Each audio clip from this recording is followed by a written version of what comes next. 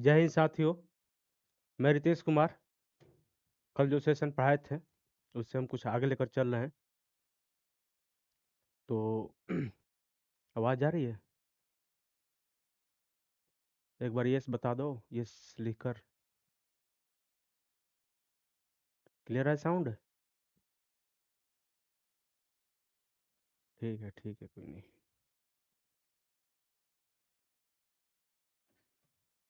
ठीक।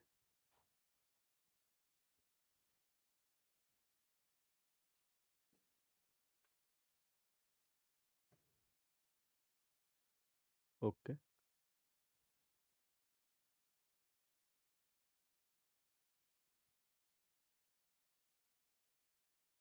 भाई online online में ऐसे ऐसे बच्चे आते हैं, हम क्या बताएं।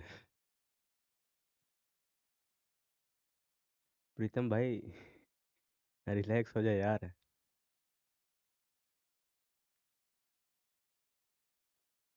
चलिए ठीक है, हम लोग पढ़ते हैं। कल से आगे जो पढ़ाए थे उससे कुछ हम आगे लेकर चलते हैं।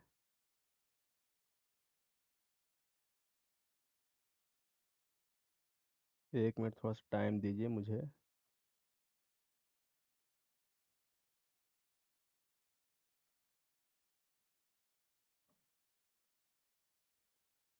मैं थोड़ा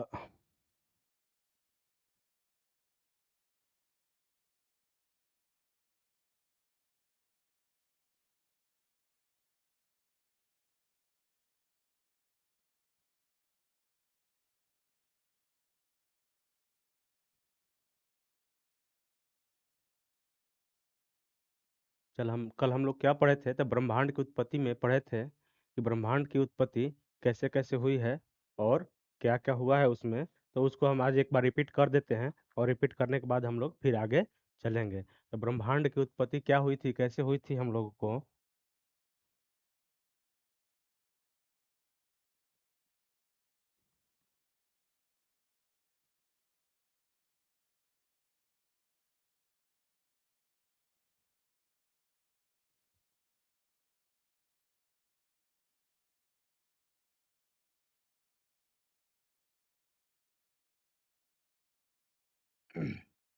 ब्रह्मांड की उत्पत्ति कैसे हुई थी, हम लोग को देख देख लेते हैं कि ब्रह्मांड की उत्पत्ति कैसे हुई थी। तो ब्रह्मांड की उत्पत्ति में सबसे बड़ा योगदान किसका रहा? था बिग बैंग थ्योरी का रहा। किसका रहा? तो बिग बैंग थ्योरी का रहा। और उसमें क्या था कि बिग बैंग थ्योरी या महाविस्फोटक सिद्धांत इसको बोलते हैं। ब्रह्मांड की उत्पत्ति में क्या था कि सारे ग्रह उपग्रह तारे जो कुछ भी हैं यहाँ, धरती से लेके आकाश गंगा या जो कुछ भी है आकाश में, मतलब उसमें अपने आप को भी नहीं छोड़ना है। तो वो उसमें अपने आप को भी नहीं छोड़ना है, तो उसमें क्या है कि वो सारे एक एक बिंदु पे था। क्या था? तो एक बिंदु पर था। एक बिंदु पे था ये। एक बिंदु पे था। और ये कब की घटना है? तो 13.7 करोड़ वर्ष पहले की ये घटना है। अरब वर्ष पहले की ये घटना है। कब की घटना है? तो 13.7 अरब वर्ष पहले की ये घटना है। तो ये इस बिंदु का क्या नाम था? एकक। एकक नाम था। ये कब की घटना है? तो 13.7 अरब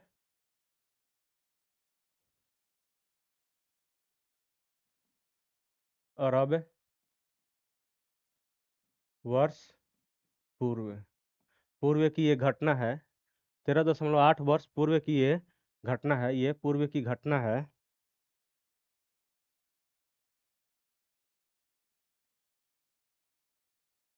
पूर्व की ये घटना है। उस समय क्या था कि सारे ब्रह्मांड में जो कुछ भी है, आज के डेट में जो कुछ भी, मान लीजिए, ये नहीं कि किसी चीज को छोड़ दे, अपने गर्लफ्रेंड को भी नहीं छोड़ना है, उसको भी लेके साथ जाना है भाई। पहले बता दे रहा हूँ। ये नहीं कि अपने अपने गर्लफ्रेंड को छोड़ देना है, वो उसको भी नहीं साथ में, उसको भी लेकर जाओ वहीं पे।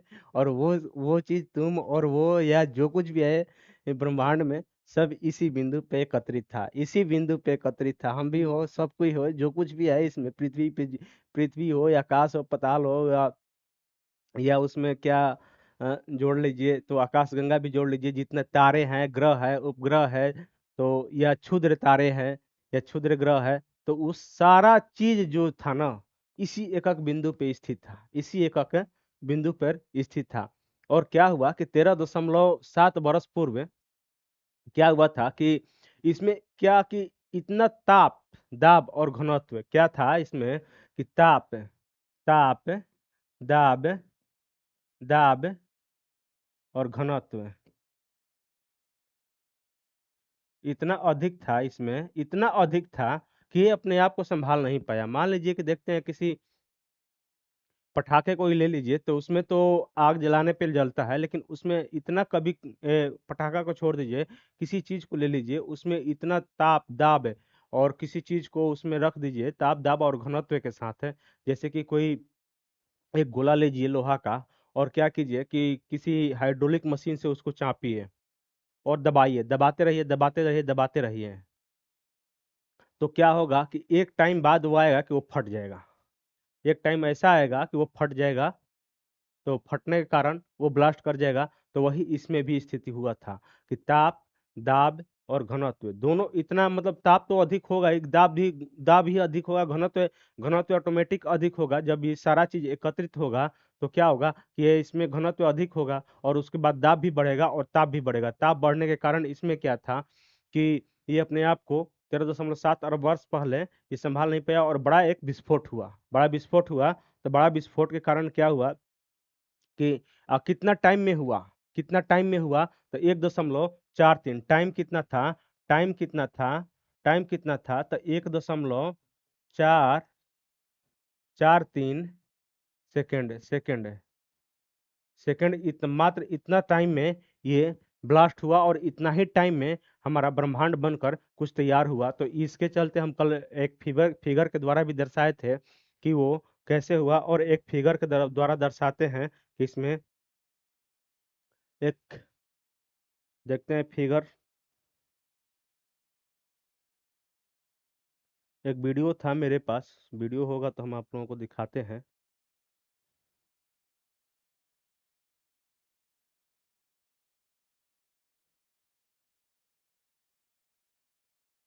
देखते हैं ये वीडियो क्या है।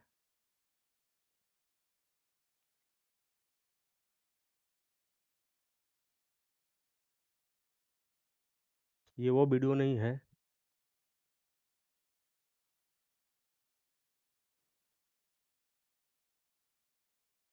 ये वीडियो नहीं है। देखते हैं ये वीडियो में क्या है। हाँ देखिए, ये वीडियो है वो, ये वही वीडियो है। इसको चलाते हैं, देखिए, देखिए कितना टाइमिंग, कितना टाइमिंग लगा कि ये ब्लास्ट हुआ। फिर से आप लोग एक बार देखिए इसको कि ये ब्लास्ट कैसे होता है। ये देखिए ब्लास्ट कैसे हुआ, ये ब्लास्ट कैसे हुआ, ये वीडियो है हमारा।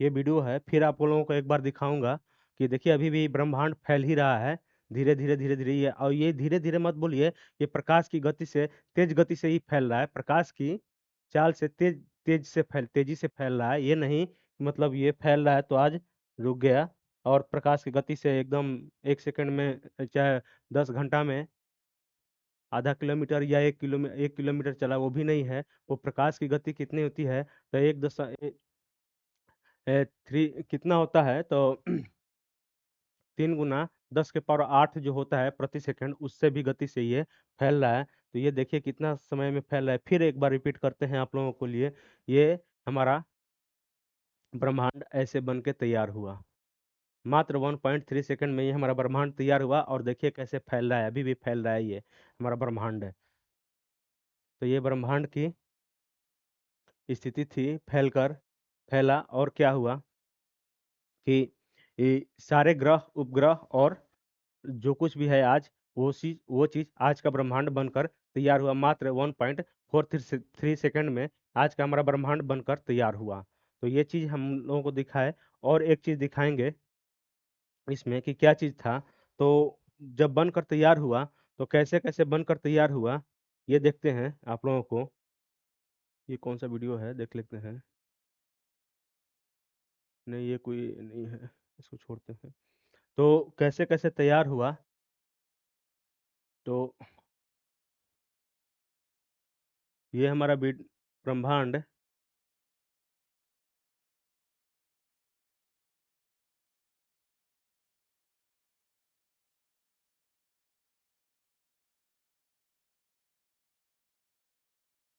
ये हमारा ब्रह्मांड जब बनकर तैयार हुआ, तो ये कुछ समय बाद ही जब विस्फोट हुआ हमारे ब्रह्मांड में थी, वो एकक बिंदु में, इस एकक बिंदु में, या सिंगुलरिटी इसको बोलते हैं, इसको सिंगुलरिटी भी बोलते हैं, तो इसमें जब विस्फोट हुआ तो कुछ सेकंड बाद ही ये ऐसा दृश्य देखने के लिए मिला, ये ऐसा दृश्य देखने के लिए मिला।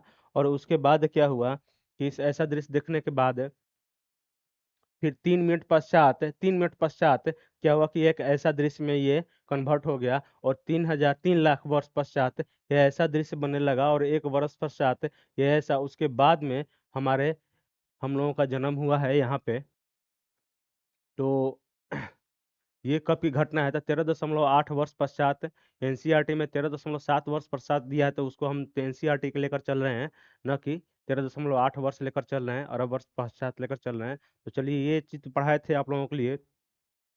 तो ये चीज तो आप लोगों को पढ़ाए थे कल भी। और इसमें क्या होता है कि इसमें क्या होता है कि जब बनकर तैयार हुआ आज का ब्रह्मांड बनकर तैयार हुआ, तो क्या हुआ कि इसे एक कल्पना ही कह सकते हैं ना, हम देखें ना आप देखें ना कोई देखा है इसको। इसको तो हम एक कल्पना के रूप में ही जानेंगे कि न आप देखे हैं, ना हम देखे हैं, ना कोई देखा है। उस समय तो कुछ था ही नहीं, तो न जीव थे न जंतु थे, तो कोई देखा नहीं। तो इसको एक कल्पना के रूप में माना गया है, और इसको साबित भी किया गया है 1900 के आसपास। तो वो भी हम आप लोगों को पढ़ाएंगे कि ये इसको कैसे साबित किया गया है कि कब ब्रह्मांड की उत्पत्ति में क्या क्या योगदान कैसे बना। तो वो चीज़ है।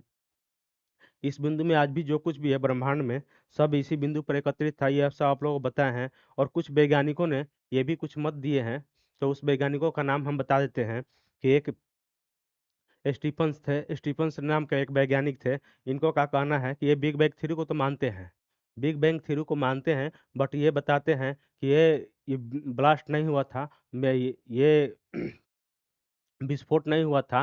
क्या ये बताए थे कि ब्रह्मांड का न तो आदि है और न ही अंत है, मतलब इसका न आदि है न अंत है। ये क्या बोलते हैं कि ये धीरे धीरे सिकुड़ता है और धीरे धीरे फैलता है, मतलब कि सिंगुलरिटी की घटना को ये नहीं मानते हैं। इनका मत मानना है कि धीरे धीरे ब्रह्मांड सिकुड़ता है और धीरे धीरे फैलता है। तो ये बताए थे, लेकिन उसके बाद कुछ वैज्ञानिक है, तो उसमें एक वैज्ञानिक का नाम था, क्या था, क्लैडियस टोल्मी। और इन्होंने क्या बताया था, मिस्र यूनान के खगोल शास्त्री थे ये। इन्होंने बताया कि 140 ईस्वी में इन्होंने बताया कि ब्रह्मांड के संदर्भ में जो कुछ भी हुआ, ये एक जियोसेंट्रिक अवधारणा दिए थे।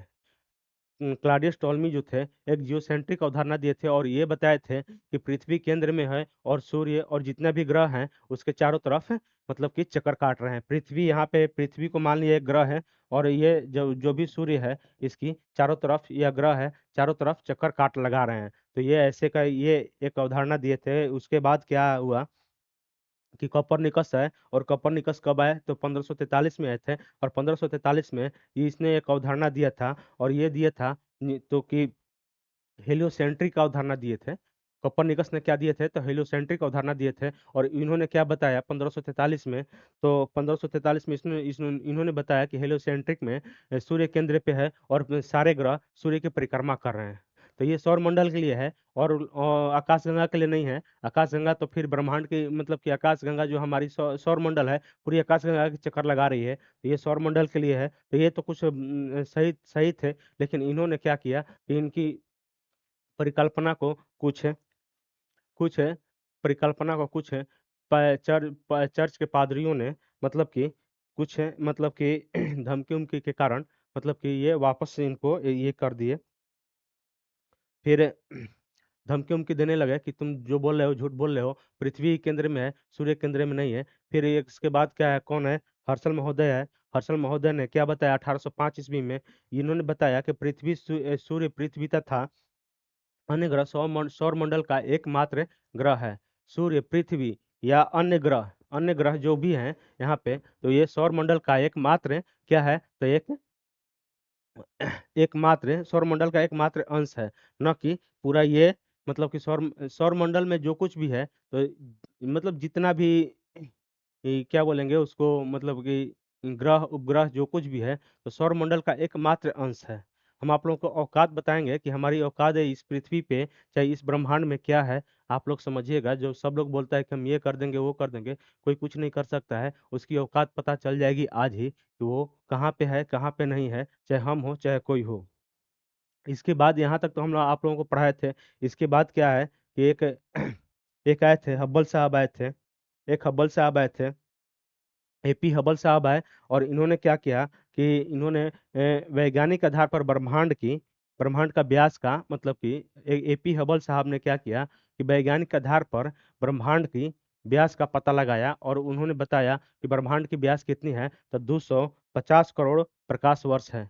एपी हबल साहब आए। एक एपी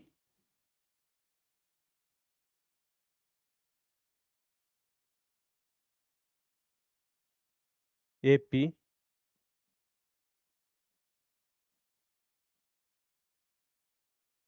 हबल साहब आए, और इन्होंने क्या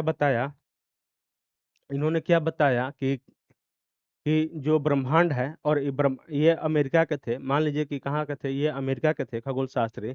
ये अमेरिकी थे, यहाँ पे लिख देते हैं, इसकी कोई जरूरत नहीं पड़ेगी। खगोल शास्त्री थे। इन्होंने क्या बताया, इन्होंने यही बताया कि ब्रह्मांड के व्यास के बारे में बताया। ब्रह्मांड का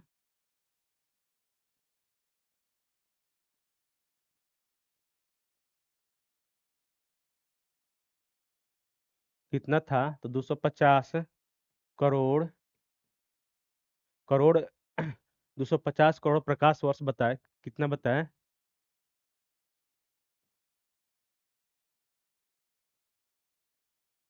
ये 250 करोड़ वर्ष प्रकाश वर्ष बताए। यानी इनका का मत था कि और इसमें कई आकाश गंगाएं विद्यमान है, और इसमें ये भी लिख सकते हैं कि और इसमें अनेक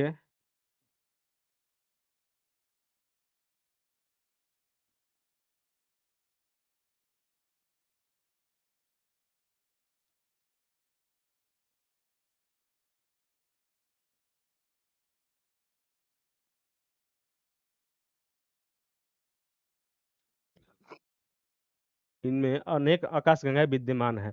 तो इनका कहना था कि व्यास कितना है, तो 250 करोड़ वर्ष प्रकाश वर्ष है। तो मान लीजिए कि ये हमारा ब्रह्मांड है, ये हमारा ब्रह्मांड है।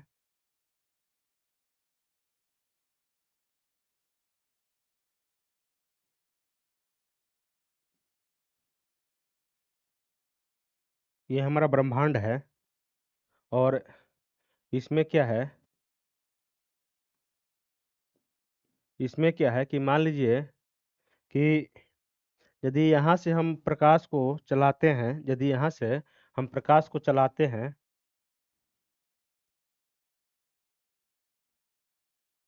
यदि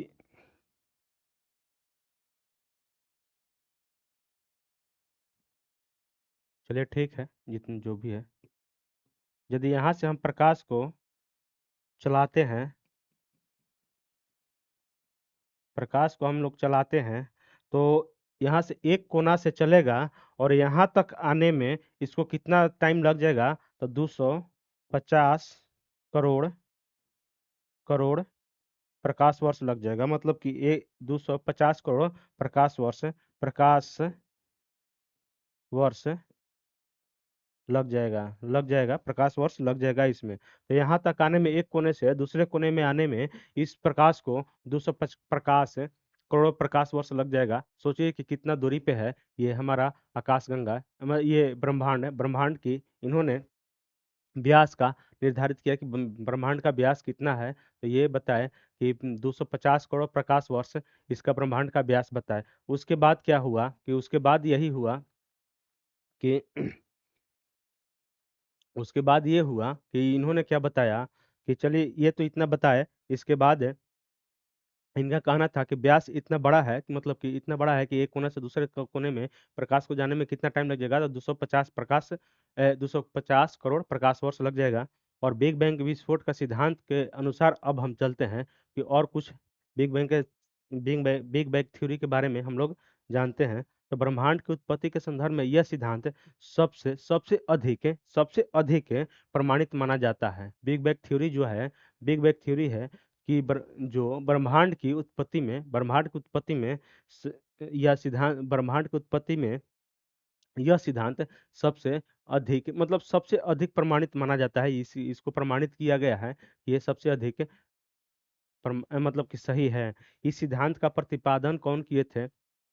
तो बेल्जियम के खगोल शास्त्री एवं पादरी जॉर्ज लेमेत्रे किए थे। तो ये हम लोग बिग बैंग थ्योरी के बारे में कुछ देखते हैं।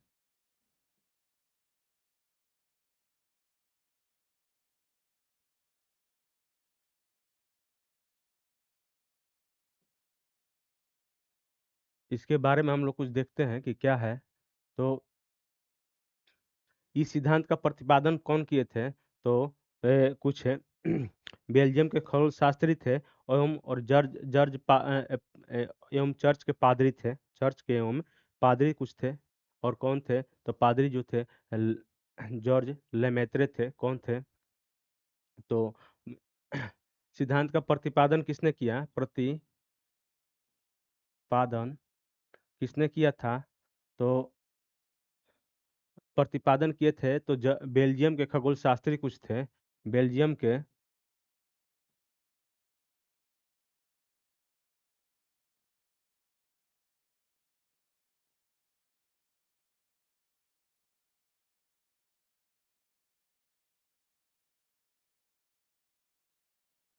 बेल्जियम के खगोल शास्त्री और कौन थे?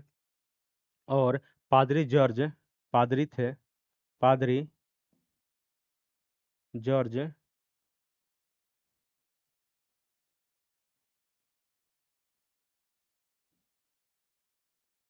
पारजी पादरी जॉर्ज लेमेत्रे थे। और ये कब किए थे? तो 1970 के दशक में इन्होंने 1970 के दशक में इसको प्रतिपादन किया था। 1970 में किए थे, न कि और पहले 1970 में ये इसका प्रतिपादन किए थे।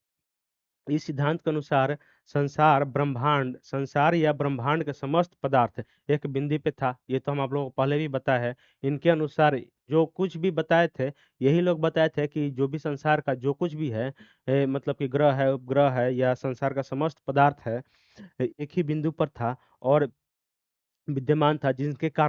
इस जिसके कारण इस बिंदु का घनत्व, तापमान और दाब इतना अधिक था कि इसमें आगे चल के ये अपने आप को संभाल नहीं पाया और विस्फोट हो गया। ये सब चीज बताए हैं आप लोगों को पहले ही क्लियर।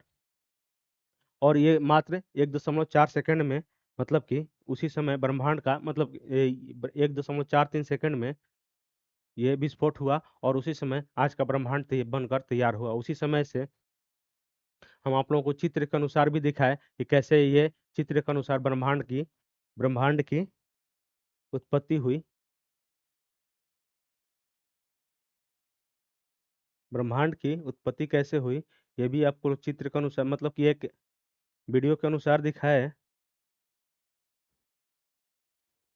वीडियो के अनुसार फिर से अब एक बार आप लोग देख सकते हैं कि वीडियो के अनुसार क्या था इसमें।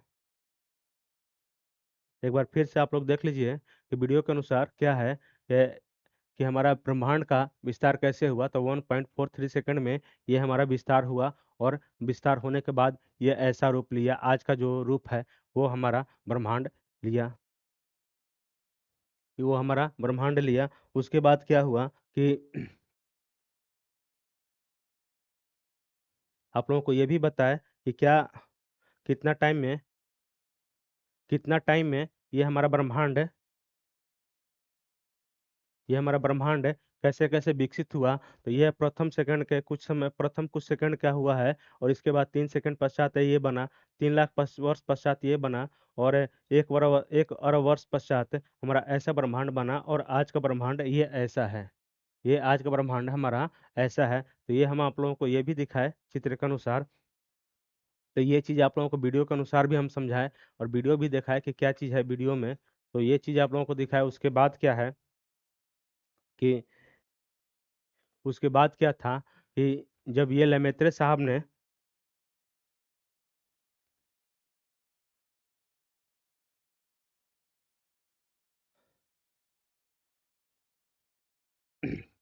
ये कि जब ये बना हमारा ब्रह्मांड।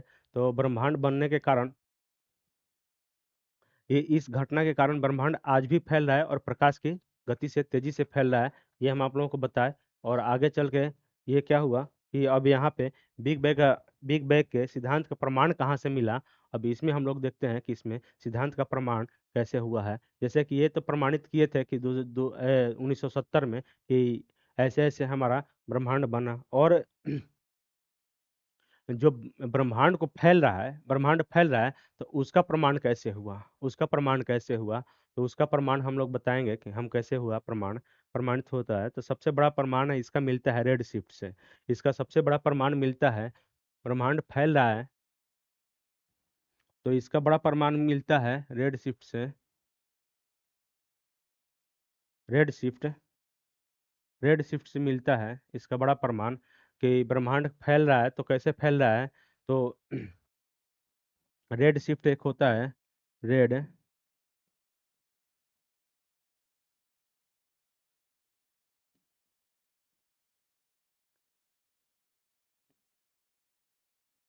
रेड शिफ्ट्स के द्वारा इसका भी प्रमाण मिल रहा है कि कैसे फैल रहा है ब्रह्मांड, ब्रह्मांड फैलाव कैसे क्यों हो रहा है।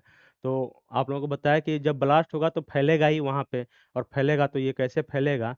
तो इसमें रेड शिफ्ट्स द्वारा प्रमाणित किया गया कि तरंग दैर्ध्य जो होता है, मतलब कि इसका रेड शिफ्ट का अर्थ ही होता है कि तरंग दैर्ध्य की चौड़ाई और लंबाई का बढ़ना। यही यही सबसे बड़ी ये है चीज है कि जब तरंग दैर्ध्य की लंबाई और चौड़ाई बढ़ेगी तो वह ऑटोमेटिक फैलेगा ही। लंबाई चौड़ाई बढ़ेगी तो ये चीज बताया गया है इसमें कि ब्रह्मांड की, ये ब्रह्मांड कैसे फैल रहा है। तो रेड शिफ्ट द्वारा प्रमाणित किया गया कि रेड शिफ्ट द्वारा कैसे फैल रहा है। तो इसको एक ऐसे मानते हैं कि ये, मतलब तरंग दैर्ध्य जब फैला है, जब विस्फोट हुआ तो तरंग दैर्ध्य तो होगा ही। और तरंग दैर्ध्य के कारण इसकी तरंग दैर्ध्य, इसकी मान लीजिए कि जब फैल रहा है तो तरंग दैर्ध्य,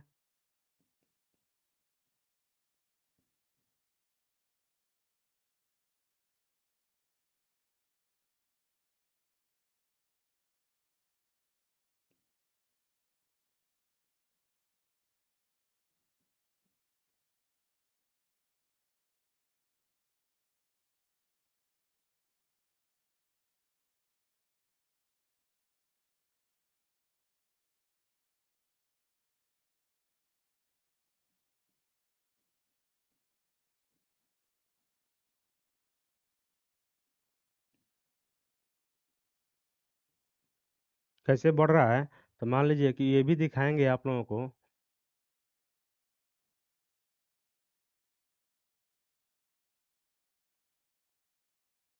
देखिए इसकी तरंग दैर्ध्य की लंबाई और चौड़ाई यहाँ पे कम है, यहाँ पे भी कम है, कुछ ज़्यादा है, यहाँ पे कुछ ज़्यादा है, यहाँ पे कुछ ज़्यादा है। ऐसे करके ये लंबाई ये बढ़ रहा है हमारा ब्रह्मांड। ऐसे करके हमारा ब्रह्मांड का फैलाव हो रहा है। और यही यदि घटना ब्लू शिफ्ट में होती, जब ये घटना ब्लू शिफ्ट में होती तो ये क्या होता कि तरह ये, मतलब कि ब्रह्मांड की संकुचन होता। जब ये ब्रह्मांड फैल रहा है तो ब्रह्मांड जब फैलेगा तो इसका तरंग दैर्ध्य का लंबाई और चौड़ाई कितना होगा, बढ़ेगा। और यही ब्लू शिफ्ट में क्या होगा कि इसकी लंबाई और चौड़ाई घटेगी। तो यहाँ पे ब्लू शिफ्ट भी हो जाएगा। ब्लू ब्लू शिफ्ट में तरंग दैर्ध्य की, नेक्स्ट नेक्स्ट पेज लेते हैं इसमें। या रुकिए ना।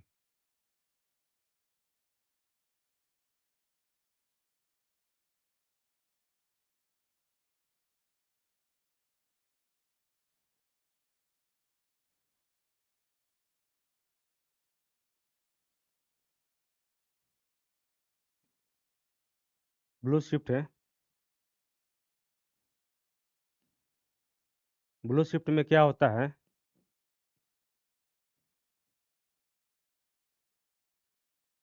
ब्लू शिफ्ट में क्या होता है कि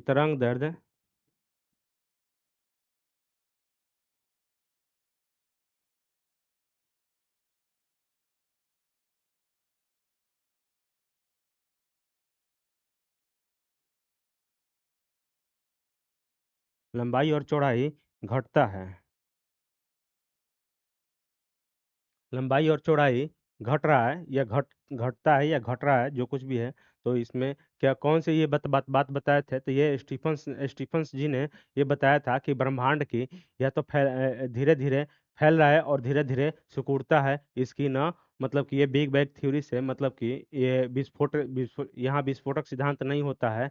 यहाँ पे सिर्फ क्या होता है कि ब्रह्मांड धीरे धीरे फैल रहा है और धीरे धीरे सिकुड़ रहा है। तो ये तो आप लोगों को बताया कि ये कैसे कैसे फैल रहा है इसका, और सिकुड़ कैसे रहा है, तो ये भी हम लोग देखेंगे कि यहाँ पे सिकुड़ कैसे रहा है। ये हमारा सिकुड़न का मतलब कि कैसे सिकुड़ रहा है और कैसे फैल रहा है, ये घट रहा है लंबाई और चौड़ाई। तो इसका बिग बैंग थ्योरी से मतलब कि यहाँ पे ये सिकुड़ रहा है ब्रह्मांड। ब्लू शिफ्ट में क्या होता है कि ब्रह्मांड सिकुड़ेगा, और रेड शिफ्ट में क्या होगा कि ब्रह्मांड की ब्रह्मांड का जो तरंग दैर्ध्य है उसकी लंबाई और चौड़ाई बढ़ेगी, और ब्लू शिफ्ट में तरंग दैर्ध्य की लंबाई और चौड़ाई घटेगी। तो ये चीज आप लोगों को बताए, यानी यहाँ यहाँ पे क्या होगा कि ऑब्जेक्ट ऑब्जेक्ट दूर जाएगा, दूर जाएगा। यहाँ पे ऑब्जेक्ट नजदीक आएगा। इस फिगर के अनुसार भी हम लोग देख सकते हैं कि इसमें फिगर में क्या चीज है।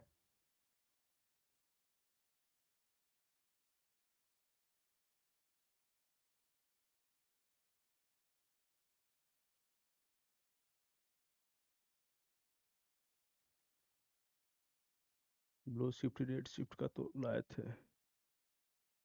होगा यार इसमें।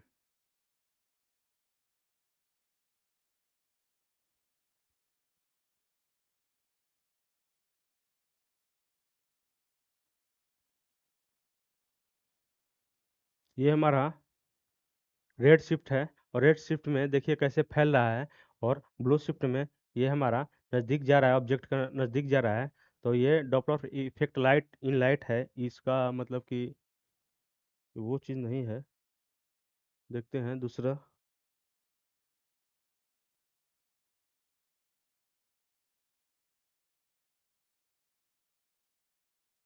दूसरा फिगर होगा इसमें।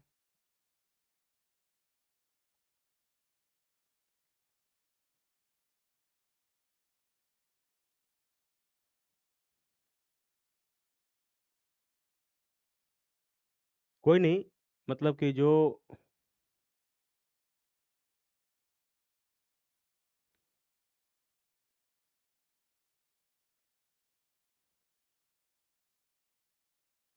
ये रहा स्टार नॉट मूव, मतलब कि यहाँ पे स्टार मूव नहीं कर रहा है बट ऑब्जेक्ट मूव नहीं कर रहा है, स्टार लाइट।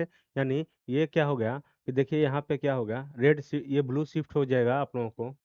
ये क्या होगा, ब्लू शिफ्ट हो जाएगा, और ये नज़दीक ये रेड शिफ्ट हो जाएगा, ये रेड शिफ्ट हो जाएगा, और ये ब्लू शिफ्ट हो जाएगा। तो इसमें क्या होगा कि ऑब्जेक्ट नज़दीक जा रहा है और इसमें ऑब्जेक्ट दूर जा रहा है। देखिए यहाँ पे दूर जा रहा है और यहाँ पे ऑब्जेक्ट नज़दीक जा रहा है, यहाँ पे ऑब्जेक्ट नज़दीक जा रहा है। तो ये चीज़ें हमारा रेड शिफ्ट और ब्लू शिफ्ट है। और ब्लू शिफ्ट के बारे में हम लोगों को ये देखें कि हमारा ब्रह्मांड कैसे फैल रहा है, और कैसे हमारा ब्रह्मांड कैसे फैल रहा है और कैसे सिकुड़ रहा है, ये देखें। और अब आगे क्या देखते हैं इसमें। ये कथन किसका था, तो स्टीफन हॉकिंस का था। ये कथन किसका था, तो स्टीफन हॉकिंस का था। स्टीफन हॉकिंस ने यही बताए थे कि रेड शिफ्ट और ब्लू शिफ्ट के द्वारा ब्रह्मांड का या तो ब्रह्मांड धीरे धीरे फैल रहा है और धीरे धीरे सिकुड़ रहा है। तो ये चीज बताए थे।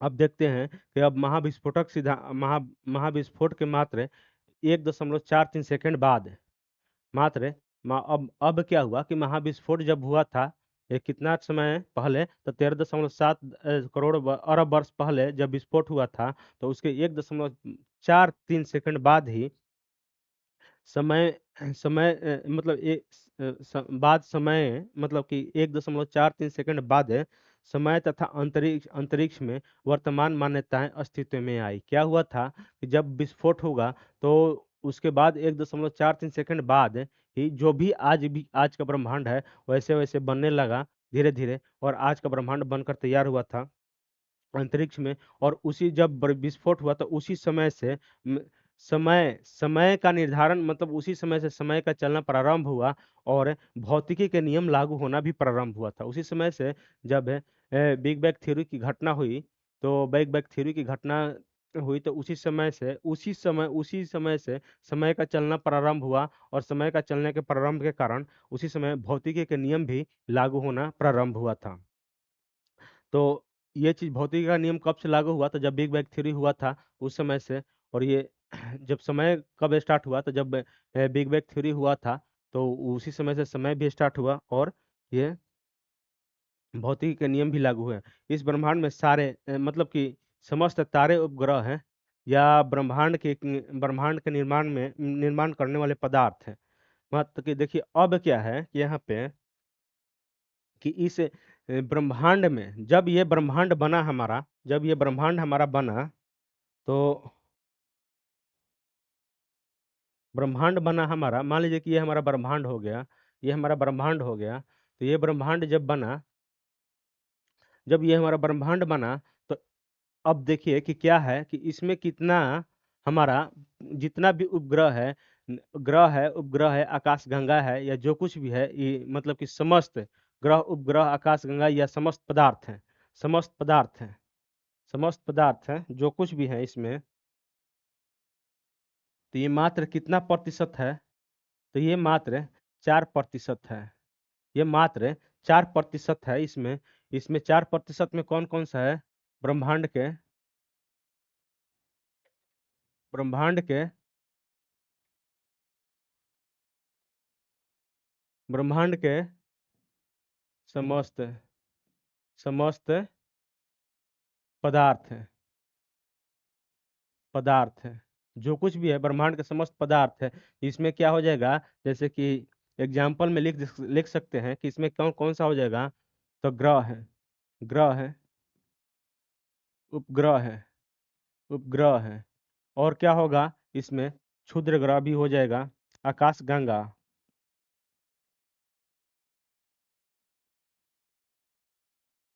आकाशगंगा और क्षुद्र ग्रह ETC।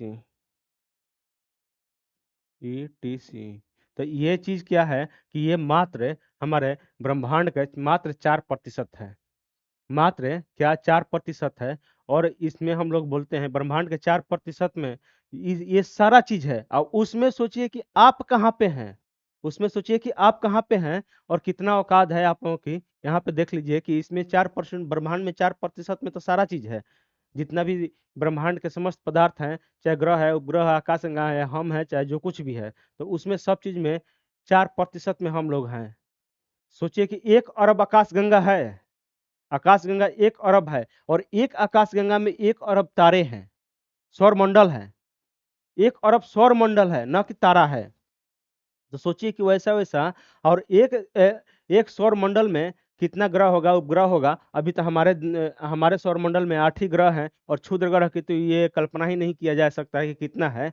और उस उस ग्रह में मतलब कि एक सौर मंडल में, हमारे सौर मंडल में, हमारी आकाशगंगा के हमारे सौर मंडल में एक पृथ्वी है जिसपे जीवन है। और जीवन में पृथ्वी पर आप कहाँ पे हैं? अब सोचिए कि एक पृथ्वी पर आप कितनी तुच्छ प्राणी हैं कि इस ब्रह्मांड में कि हम कल्पना भी नहीं कर सकते हैं। आप लोग आकाश से देखिएगा तो कभी दिखाई भी नहीं देगा ऐसे। तो ये चीज है, भले लोकेशन से कोई पता कर सकता है लेकिन ऐसे कुछ पता नहीं चलेगा कि आप हैं कि हाँ कौन है कि कौन है। और क्या कितना छोटा दिखाई देते हैं, कि दिखाई भी देते हैं कि नहीं देते हैं ब्रह्मांड से, ये नहीं है। और बचा हुआ भाग क्या है? डार्क मैटर हो जाता है और डार्क एनर्जी हो जाता है। ये बचा हुआ ये है भाग है, इसको क्या बोलते हैं? Dark dark matter. और ये डार्क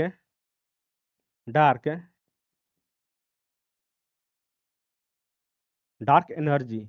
और बचा हुआ मैटर कितना होगा? 96%। ये जो 96% है, 96% में ये दोनों हो जाएगा। ये दोनों हो जाएगा, डार्क मैटर और डार्क एनर्जी। ये 96% में डार्क एनर्जी और डार्क मैटर है। और 4% में सारे पदार्थ है ब्रह्मांड के। तो ये सोचिए कि आप लोग, हम और आप कहाँ पे हैं। इसको हम आप लोगों को दिखाएंगे कि आप हम और आप कहाँ पे हैं।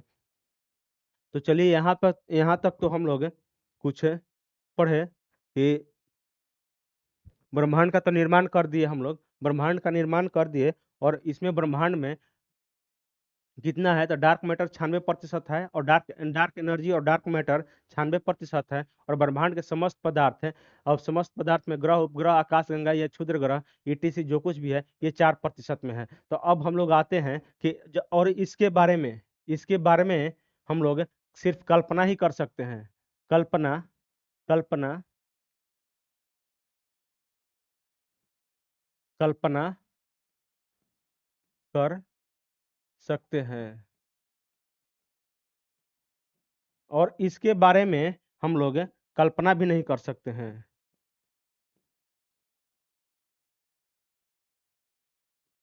नहीं कर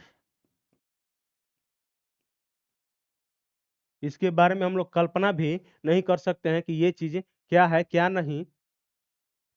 डार्क एनर्जी के बारे में हम लोग कल्पना भी नहीं कर सकते हैं, डार्क मैटर के बारे में कुछ कल्पना कर भी सकते हैं कि कैसा होता है कैसा होगा आगे चल के, लेकिन इन इसके बारे में तो हम लोग कल्पना भी नहीं कर सकते हैं कि कैसा होगा कैसा नहीं होगा।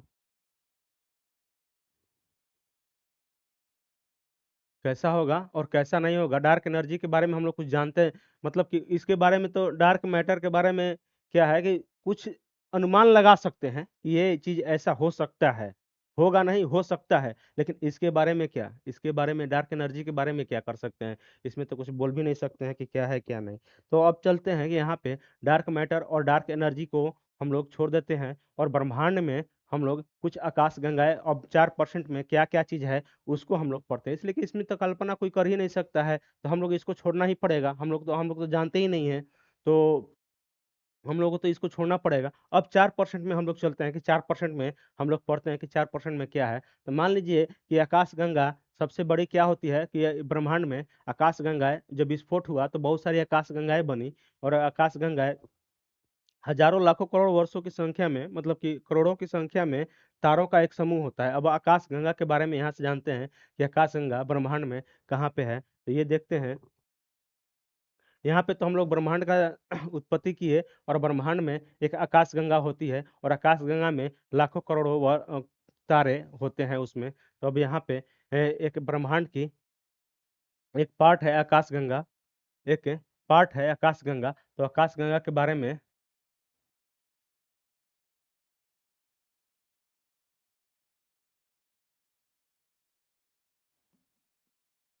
गैलेक्सी के बारे में हम लोग कुछ जानते हैं। गैलेक्सी के बारे में गैलेक्सी के बारे में हम लोग कुछ जानते हैं कि गैलेक्सी के बारे में हम लोग कुछ जानते हैं कि गैलेक्सी क्या चीज है तो होता है।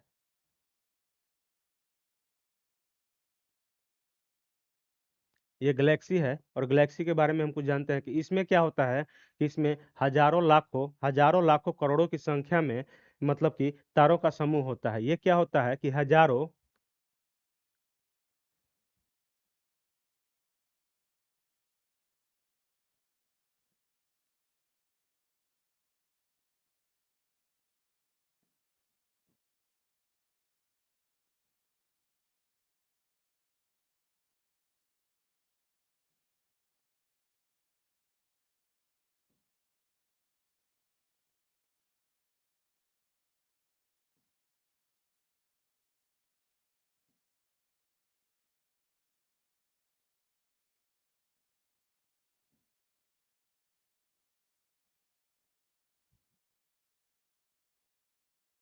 ये क्या होता है, हजारों लाखों अरबों अरबों की संख्या में तारों का एक समूह होता है ये। अब ये इसकी शेप कैसा होता है, ये क्या होता है कि हजारों लाखों अरबों संख्या में तारों का समूह होता है, और इसकी शेप कैसी होती है, तो इसकी शेप होती है, मतलब कि एक नदी जैसा इसकी शेप होती है, न कि कोई और जैसा। ये नदी जैसा इसका शेप होता है, और नदी जैसा शेप होने के कारण इसको, मतलब कि हमारे प्राचीन काल में गंगा सबसे बड़ी नदी थी, और उसी के नाम पे इसका आकाश गंगा का नाम पड़ा है। आकाश में गंगा, मतलब धरती पे वो गंगा सर्पिलाकार होती है, तो वैसे ही इसमें ये भी आकाश में वैसे ही सर्पिलाकार है। तो इसके चलते हमारे गंगा का नाम पे इसको आकाश गंगा, ये आकाश में है तो इसको आकाश गंगा बोल दिया गया है। तो इसका शेप कैसा होता है, तो ये नदी जैसा होता है आकाश में। आकाश के अंदर ऐसे ऐसे तारों की नदियों की ऐसे तारों की नदी या ऐसे तारों का समूह होता है, मतलब कि ऐसे तारों की नदी और ऐसे तारों का एक समूह होता है। मान लीजिए कि आप लोगों को चित्र के अनुसार दिखा देते हैं कि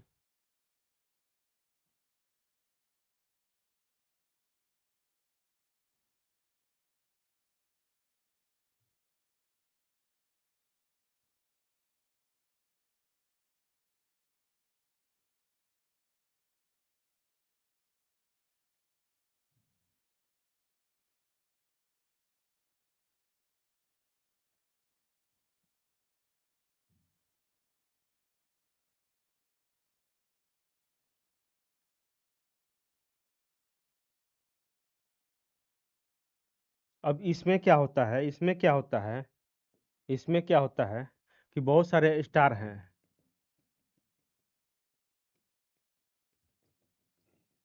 इसमें क्या होता है कि बहुत सारे स्टार हैं, इसमें अरबों स्टार हैं। ये नहीं कि लाख है, लाख नहीं, अरबों स्टार हैं। 100 अरब इसमें स्टार हैं, मतलब कि 100 अरब इसमें तारा है। कितना है, एक आकाश गंगा में करीब करीब, मतलब मिनिमम 100 अरब,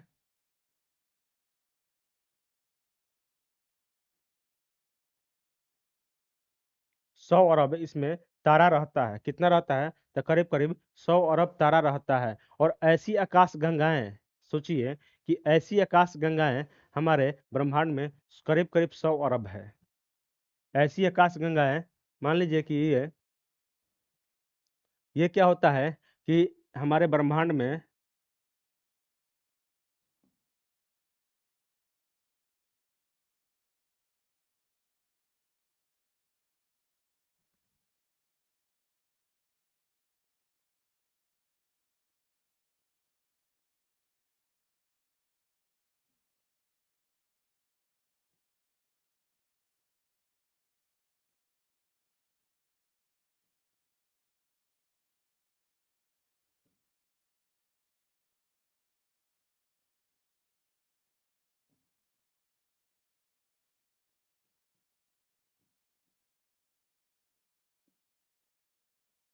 कितना है, तो 100 अरब आकाश गंगाएं हैं।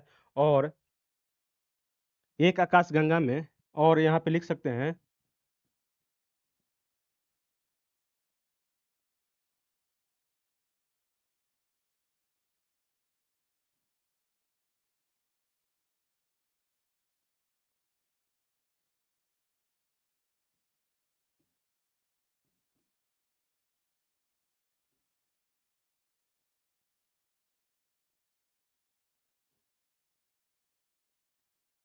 और एक आकाशगंगा में 100 अरब स्टार है, मतलब कि तारा है। सोचिए कि कितना हमारे ब्रह्मांड में तारे होंगे और कितना आकाशगंगाएं हैं। अब 100 गुना 100, 100 अरब गुना 100 अरब कर दीजिएगा तो हमारे माइंड से बहुत दूर चला जाएगा। और कंप्यूटर भी, जहाँ तक हमको लग रहा है कि कंप्यूटर भी इसे गिन नहीं पाएगा, 100 अरब गुना 100 अरब। तो इसके चलते आप सोचिए कि आप कहाँ पे हैं, वो भी मात्र 4% में, ब्रह्मांड के मात्र 4% में ये सब चीज़ है। और क्षुद्र ग्रह तो अभी अलग है ही, और सब चीज़ अलग है ही। सोचिए कि तो ये चीज़ हमारे ब्रह्मांड में इतना चीज़ है, सिर्फ मात्र 4% में। और इसमें क्या है कि जो हम जहाँ जिस आकाश गंगा में रहते हैं, उसका क्या नाम है, उसका नाम क्या है, तो आप लोग सोचिए कि मिल्की वे बोलते हैं, या उसे मंदाकिनी बोलते हैं। उसको क्या बोलते हैं हम लोग, मिल्की वे, और या बोलते हैं मंदाकिनी बोलते हैं। तो इसमें हमारी आकाश गंगा है, तो इसमें हमारी आकाशगंगा का नाम है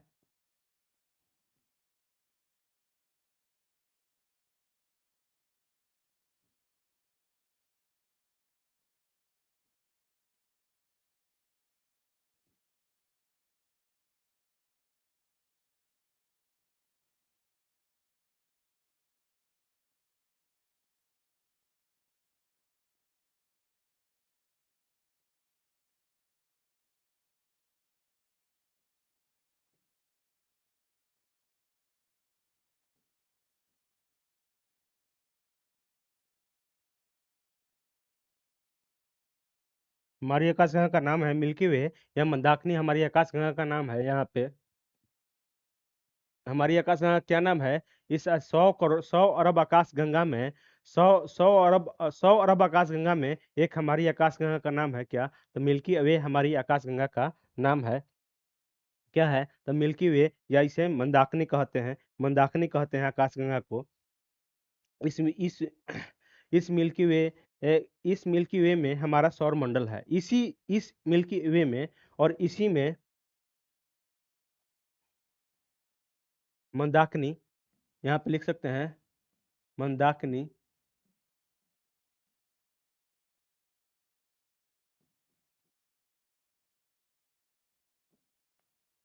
और इसमें हमारा हमारा सौर,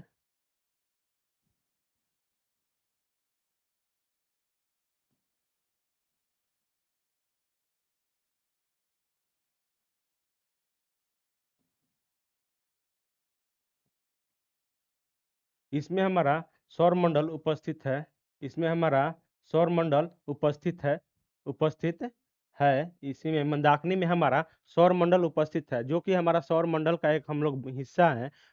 जो कि 8 ग्रह है और बहुत सारे क्षुद्र ग्रह हैं। तो उसमें हमारा सौर मंडल में, ये सौर मंडल में हमारा पृथ्वी एक आता है, हमारा पृथ्वी आता है। तो ये सोच लीजिए कि हमारी स्थिति क्या है इस सौर मंडल में। तो एक सौर मंडल में हमारा 8 ग्रह में एक पृथ्वी है, और पृथ्वी में हम लोग कहाँ हैं? मान लीजिए कि हम पटना से या दिल्ली से क्लास ले रहे हैं, तो हम लोग पटना या दिल्ली में हैं। और दिल्ली से कहाँ है? तो दिल्ली कहाँ है? तो एशिया में, भारत में है। और भारत कहाँ है? एशिया में है। और एशिया कहाँ है? सौ और एशिया कहाँ है? पृथ्वी पर है। और पृथ्वी कहाँ है?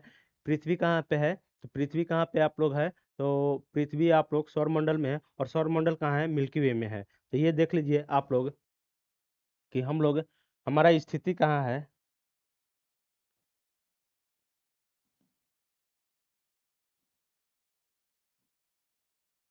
कहाँ पे है? तो हम कहाँ पे हैं? मान लीजिए कि दिल्ली में है, दिल्ली में है, दिल्ली में है। और दिल्ली कहाँ है? भारत में है, भारत में है। और भारत कहाँ है? भारत एशिया में है, एशिया में है। एशिया कहाँ है? पृथ्वी पर है, पृथ्वी पर है। और पृथ्वी कहाँ है? सौर मंडल में है।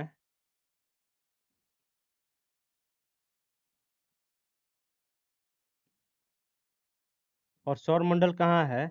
सौर मंडल आकाश गंगा में है, मंदाकिनी बोल देते हैं, ये मिल्की वे, मंदाकिनी। और मंदाकिनी कहाँ है? ब्रह्मांड में है। ये है ब्रह्मांड में। कहाँ है? ये ब्रह्मांड में है। तो ये ब्रह्मांड का हिस्से का 4% में कितना छोटा होगा? 1% भी, पॉइंट में भी नहीं आ सकता है हमारी आकाश गंगा। सोच लीजिए कि 4% में, पॉइंट में भी नहीं आएगा हमारी आकाश गंगा। तो ये चीज़ हमारी स्थिति है। हम लोग बोलते हैं कि ये चीज़ है, चाहे वो चीज़ है, चाहे हम इसका वो उखाड़ देंगे, ये बिगाड़ देंगे, ये ऐसे कर देंगे। कुछ नहीं है हमारी औकात, आप लोगों की औकात से ये ब्रह्मांड में, ब्रह्मांड औकात से बाहर है। और इसी ब्रह्मांड को बनाने वाले ऊपर वाला है एक, और ऊपर वाला ब्रह्मांड को बनाने वाला है। और सोचिए कि उस ऊपर वाला से को हम लोग क्या दे सकते हैं, और उससे हम लोग क्या ले सकते हैं। सोचिए कि कितना लेना अभी बाकी है। हम लोग देने के लिए तो हमारे पास कुछ है ही नहीं उस ऊपर वालों को। सब लोग बोलता है कि ब्रह्मांड को ऊपर वाले ने बनाया है, या अल्लाह बनाए, या जीसस बनाए, या हमारे भगवान गॉड बनाए। तो ब्रह्मा जी बनाए या विष्णु जी बनाए, चाहे जो कोई भी बनाए, या शिव जी बनाए। तो ये सोचिए कि इसको बनाने वाले वो लोग हैं। तो वो लोग के स्थिति में हम लोग कहाँ पे हैं? अब हम लोगों के लिए देखने के लिए कौन आएगा? इतनी बड़े ब्रह्मांड में तो हम, हमारे ऊपर नजर तो नहीं रहेगी। तो इसीलिए उन्होंने क्या बनाया? माँ और पिता। हम लोगों को देखभाल करने के लिए क्या बनाया? माँ और पिता। तो इसके चलते माँ और पिता को बहुत इज्जत और सम्मान दीजिए। तो ये चीज़ है हमारा ब्रह्मांड की स्थिति। और ब्रह्मांड का एक चित्र देख लेते हैं। चित्र द्वारा आप लोगों को समझाया ही है कि चित्र द्वारा ब्रह्मांड में हम लोग कहाँ पे हैं। कुछ चित्र के अनुसार तो नहीं होगा, चित्र होगा तो देखते हैं।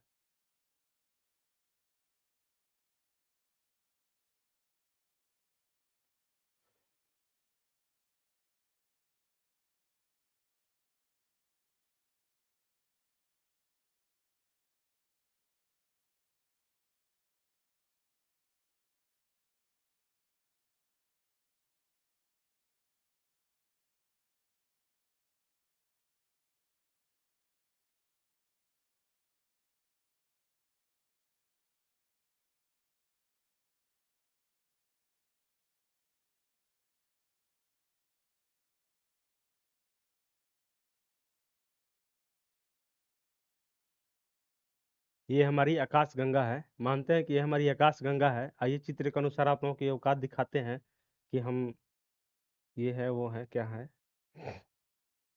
ये मानते हैं कि हमारी आकाश गंगा है, ये हमारी आकाश गंगा है।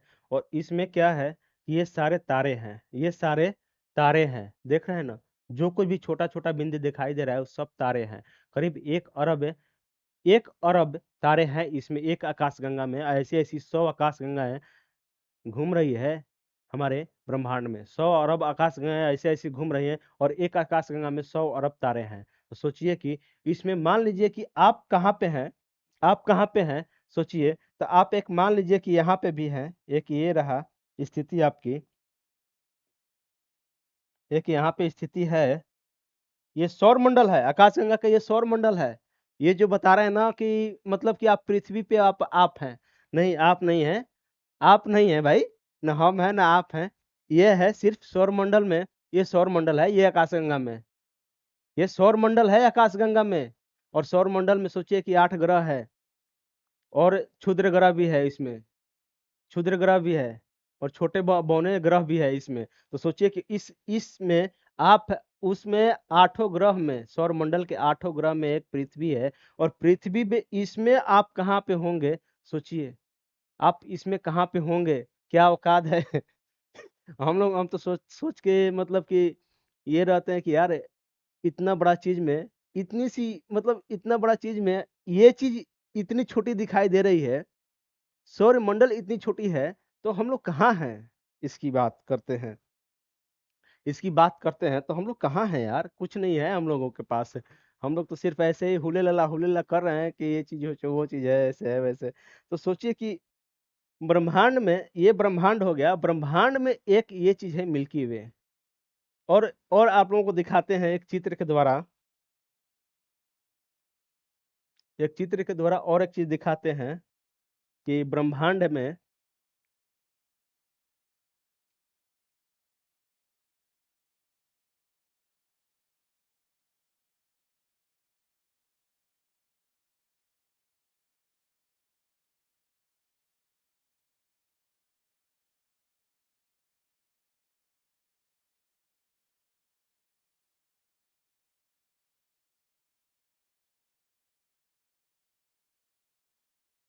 कोई नहीं।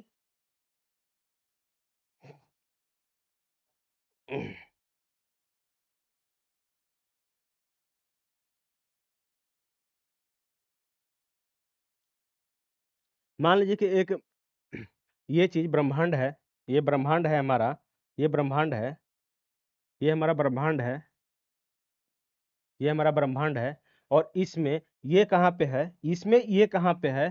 तो मान लीजिए कि ये इसमें, ये तो हम लोग आप लोगों को 4% बताए ही थे, 4% बताए ही थे। इसमें 4% में ये है, 4% में। और 4% में ये इतना बड़ा चीज, एक ये गोला होगा, यही एक गोला होगा, मात्र ये एक गोला होगा, एक बिंदु होगा, जो आप लोगों को दिखाई भी नहीं दे रहा होगा, या दिखाई दे रहा होगा तो बढ़िया है, और नहीं दिखाई दे रहा होगा तो हम थोड़ा सा बड़ा कर देते हैं। और बड़ा करने का मतलब कि एक ये 100 अरब में से एक ये है, इतना में से 100 अरब में से, मतलब 4% में ऐसे ऐसे 100 अरब है, और 100 अरब में से एक ये है, एक ये है, इतना ही में 100 अरब ये आकाश गंगाएं हैं इसमें। सोचिए कि, और आकाश गंगाएं में मात्र एक ये है, हमारी मंदाकिनी, हमारी मंदाकिनी यहाँ पे स्थित है। और इसी का चित्र मैंने ये बना के रखा है, इसी का चित्र ये हमारे मैंने बना के रखा है कि ये चीज यहाँ पे स्थित है, ये चीज यहाँ पे स्थित है, मात्र एक बिंदु पे, एक बिंदु पे स्थित है। तो सोचिए कि हमारा कहाँ पे, हमारे हम कहाँ पे हैं।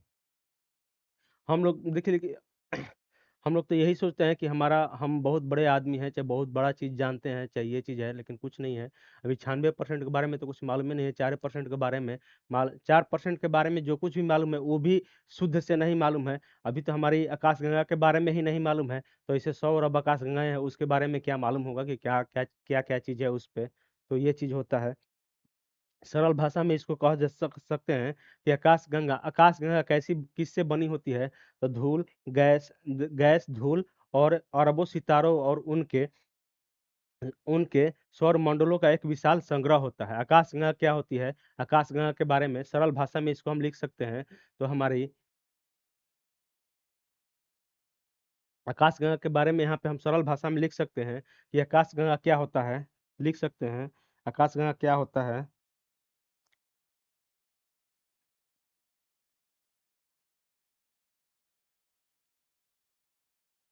आकाशगंगा क्या होती है, तो इसमें क्या क्या होता है आकाशगंगा में। तो आकाशगंगा में क्या होता है, तो गैस, गैस, धूल, गैस, धूल, और सबसे मतलब कि अरबों सितारे, अरब सितारे,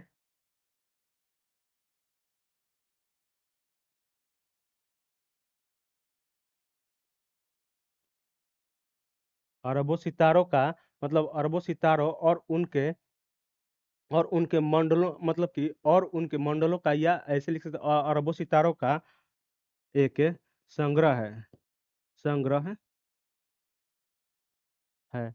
और ये अपने गुरुत्वाकर्षण के कारण ये सबको, ये अरबों सितारों को संभाल के रखती है आकाशगंगाएं।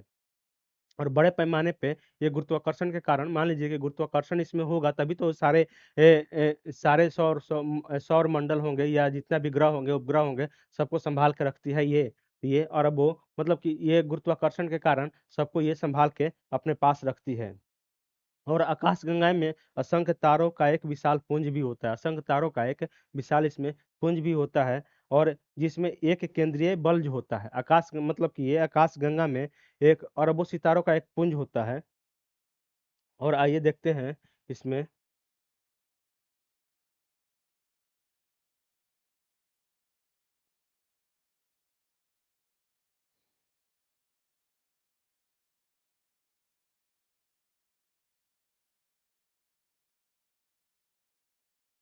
थोड़ा चित्र के अनुसार आप लोग कोशिश कर रहे हैं कि जितना भी हो समझाएं।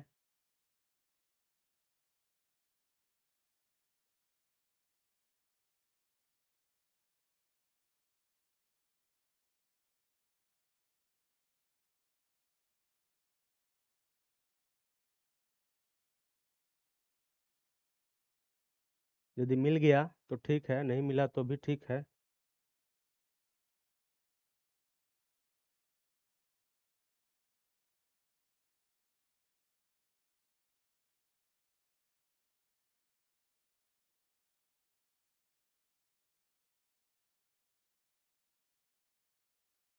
ये हमारा गैलेक्सी है, और ये हमारा, ये भी मिल्की वे है। और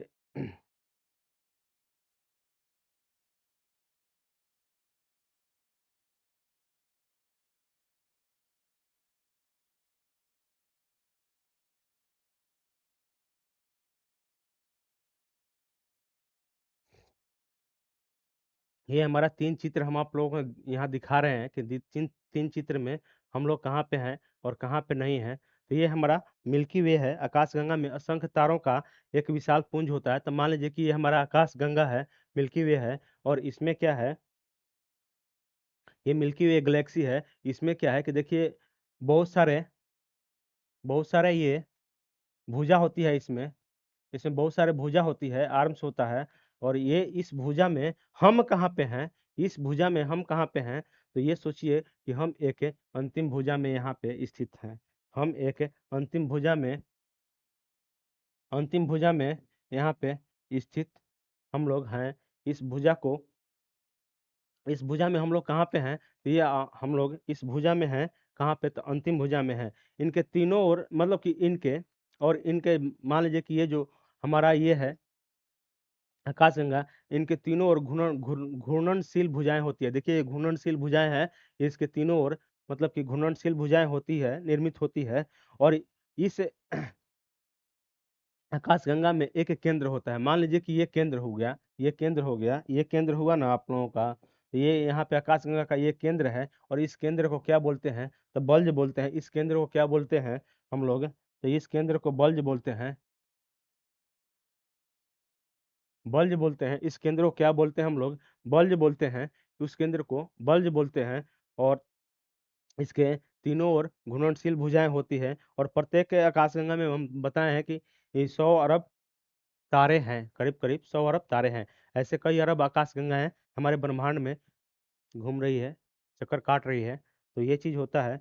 और चित्र के अनुसार आप लोगों को समझा है कि ये और देखिए इसका तीन तीन इसमें क्या होता है कि कई अरब तारे ब्रह्मांड में है, और इसका तीन भुजा जो होता है इसमें, इसमें क्या क्या होता है कि किसी ये भुजा को क्या बोलते हैं, ये तो बल्ज हो गया, बल्ज हो गया ये। और क्या होता है, भुजा को क्या बोलते हैं, तो गैलेक्टिक डिस्क बोलते हैं। इस भुजा को क्या बोलते हैं, तो डिस्क बोलते हैं, डिस्क बोलते हैं, डिस्क बोलते हैं। इस भुजा को क्या बोलते हैं, डिस्क बोलते हैं। उस भुजा को क्या बोलते हैं, डिस्क बोलते हैं, डिस्क बोलते हैं। इस भुजा को डिस्क बोलते हैं। जितना भी भुजा है उसको क्या बोलते हैं हम लोग, डिस्क बोलते हैं। और क्या है कि इस साइड क्या है, इस साइड ये सब जो कुछ भी है, ये साइड ब्लैक ब्लैक है, ब्लैक ब्लैक जो कुछ भी है, इसको क्या बोलते हैं, डार्क मैटर या डार्क एनर्जी। यही होता है dark matter, dark dark matter, matter या और डार्क डार्क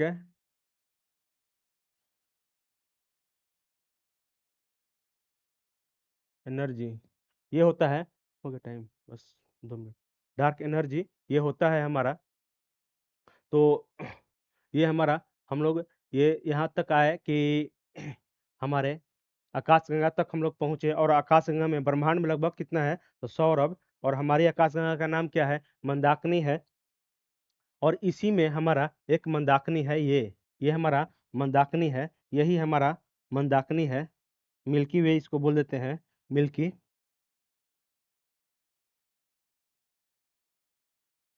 मिल्की वे। इसी को हम लोग यहाँ पे इस भुजा पे है एक मिल्की। ये ब्रह्मांड में, सॉरी सॉरी सॉरी सॉरी, ये ब्रह्मांड में हमारा एक आकाश गंगा है। और ये आकाश गंगा में ये हमारा सौर मंडल है, हमारा सौर मंडल है यहाँ पे, सौर मंडल। ये हमारा सौर मंडल है हमारा। ब्रह्मांड में एक ऐसे ऐसी तो कितनी है, और ऐसे ऐसे कितने होने के कारण यहाँ हमारे मिल्की वे में यह हमारा एक भुजा पे, आर्म्स भुजा पे एक हमारा क्या है, हमारा क्या है, तो हमारा सौर मंडल है यहाँ पे। और इसमें एक केंद्र होता है जिसको बल्ज कहते हैं, इसको तो बल्ज, इसके केंद्र को बल्ज कहते हैं। और भुजा को क्या बोलते हैं, डिस्क बोलते हैं। ठीक है, क्या बोलते हैं, डिस्क बोलते हैं। और ये भी देख लीजिए कि हमारी आकाशगंगा में ये हमारा आकाशगंगा है। और ये आकाशगंगा में यहाँ पे क्या है कि यहाँ पे हमारा सौर मंडल है। यहाँ पे क्या है, हमारा सौर मंडल है। और सौर मंडल में ये हमारा सौर मंडल का चित्र दिखाया गया है यहाँ पे। और ये भी है, वही चीज है कि यहाँ पे हमारा सौर मंडल है। और सौर मंडल में हमारा यहाँ पे देखिए क्या है, ये सब चीजें, ये सूर्य है। और सूर्य के बाद कौन सा आता है, बुध आता है। बुध के बाद शुक्र आता है। शुक्र के बाद कौन सा आता है, पृथ्वी। और बुध शुक्र, और शुक्र के बुध, बुध के बाद शुक्र, शुक्र के बाद यहाँ पे ये हमारा पृथ्वी हो जाएगी, यहाँ पे हमारा पृथ्वी हो जाएगी। और पृथ्वी के बाद कौन सी आएगी, तो ये हमारा मंगल ग्रह हो जाएगा, यहाँ पे ये मंगल ग्रह हो जाएगा। और मंगल ग्रह के बाद बृहस्पति ग्रह, बृहस्पति ग्रह के बाद शनि ग्रह, शनि ग्रह के बाद अरुण और वरुण। तो ये हमारा स्थिति है यहाँ पे। और ये कौन सी भुजा पे है, हमारा सौर मंडल को इस भुजा पे है। तो इस भुजा का क्या नाम है हमारा, मान लीजिए कि इस भुजा पे हमारा सौर मंडल है, हमारा सौर मंडल है। तो इस भुजा का क्या नाम है, तो ओरायन, ओरायन सिग्नस एक नाम है इसका। इस भुजा का क्या नाम है, Orion, Orion, Orion Cygnus, Cygnus, Cygnus इस भुजा का नाम है। क्या नाम है इसका, ओरायन सिग्नस इसका भुजा का नाम है। जिसमें हमारा सौर मंडल है, न कि पृथ्वी है। जिस आकाश गंगा में हम लोग रहते हैं, ये सौर मंडल में इस भुजा का क्या नाम है, इस भुजा का नाम है Orion, Orion, Orion Cygnus, Cygnus, Cygnus, Cygnus इस भुजा का नाम है। इस भुजा का नाम क्या है, इस भुजा का नाम है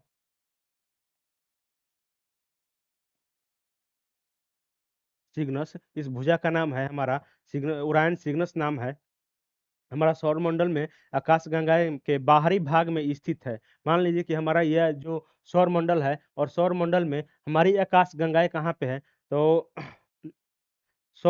हमारे सौर मंडल में आकाश, मतलब हमारे सौर मंडल जो है, हमारे सौर मंडल आकाश गंगा के, हमारे सौर मंडल जो आकाश गंगा जो है, आकाश गंगा जो हमारी है, ये जो हमारी आकाशगंगा है, यहाँ पे हमारा सौरमंडल कहाँ है, तो बाहरी भाग में स्थित है, न कि केंद्रीय भाग में बीच में स्थित है। और जैसे जैसे हम लोग अंदर जाएंगे केंद्र की तरफ, वैसे वैसे क्या होता है कि ये क्या बोलते हैं, तारों का घनत्व, ये तारों का घनत्व बढ़ते जाता है, बहुत अधिक हो जाता है धीरे धीरे। बहुत ज्यादा अंदर जाएंगे तो बहुत तारा मिलेगा, बहुत घनत्व उसका ज्यादा होते जाएगा। मतलब कि यहाँ पे 5 तारे मिलेंगे, 5 सौर मंडल मिलेगा, तो ऐसे ऐसे जाएंगे तो यहाँ पे धीरे धीरे 10, 15, 20, 25 धीरे धीरे बहुत ज्यादा घनत्व तारों का मिलता जाएगा इसमें।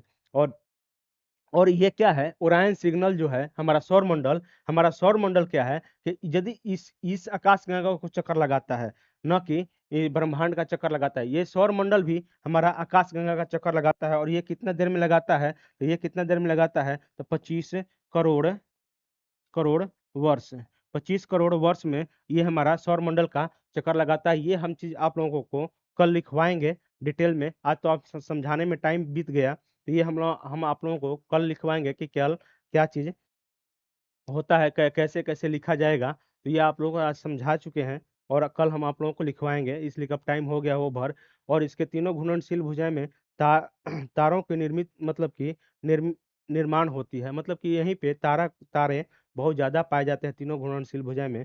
और बल्ब आकाशगंगा के केंद्र में होता है, यह हम लोग बताए हैं। जहाँ तारों का संकेंद्रण मतलब सर्वाधिक होता है, यहाँ पे तारों का केंद्र में तारों का संकेंद्रण बहुत ज्यादा अधिक होता है। अब प्रत्येक आकाशगंगा में 100 अरब तारे, एक आकाशगंगा में 100 अरब सूर्य होते हैं। एक आकाशगंगा में सोलर सिस्टम बोल रहे हैं, जो कि सौर मंडल, एक आकाशगंगा में करीब करीब 100 अरब सोलर सिस्टम या